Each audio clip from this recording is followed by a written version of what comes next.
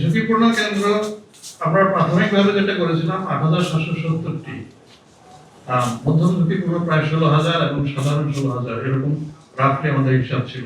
এগুলো তো খুব আর্বিট্রারি, ডেফিনেটলি বলা যায় না। তারপরেও সবচেয়ে ঝুঁকিপূর্ণ এবং মধ্যম ঝুঁকিপূর্ণ ধরলে ৮ আর ১৬ ২৪,০০০-এর মতো হয়, রাফলি half of the total number. এগুলোই আমরা বডিকে নিয়ে করতে চেষ্টা করবো কভার করতে।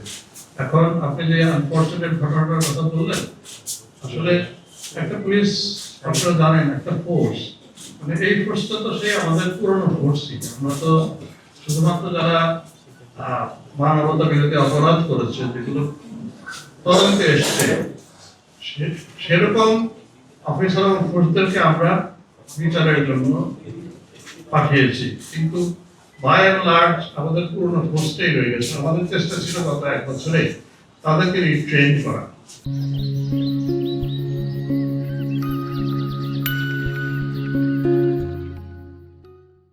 এখন ১৫ বছরের ফ্যাসিস্ট শাসনের যে সংস্কৃতি, এর মধ্য দিয়ে যে অভ্যাস এবং মনোভাস গড়ে উঠেছে, সেগুলোকে ১ বছরে আমরা পারিনি আসলে দূর করতে, এবং এর জন্য এসব আনফরচুনেট ইনসিডেন্ট গুলো হয়। তো আমাদের চেষ্টা থাকবে এই শুদ্ধতা আনার।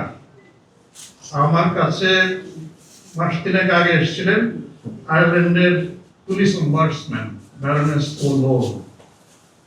আমি ওনার কাছে একটু হতাশ হয়ে বলছিলাম যে আমার এতদিন ১ বছর হয়ে গেল, এখন পর্যন্ত পুলিশ ফোর্সকে আমার কাঙ্ক্ষিত যে জায়গায় আমি আনতে পারিনি। উনি বলতেছিলেন, inspector general, it took us 10 years. It took us 10 years. How do you expect that your force will come up to the mark in 1 year? তো এটা আসলেই একটু সময় লাগবে, আমাদের চেষ্টা থাকবে, এবং এর মধ্যে যতটুকু আমাদের শুদ্ধতা আর স্পেসিফিক্যালি যেসব ঘটনাগুলো ঘটে, আমরা চেষ্টা করি পরবর্তীতে এগুলোর ব্যাপারে কিছু ব্যবস্থা নিতে।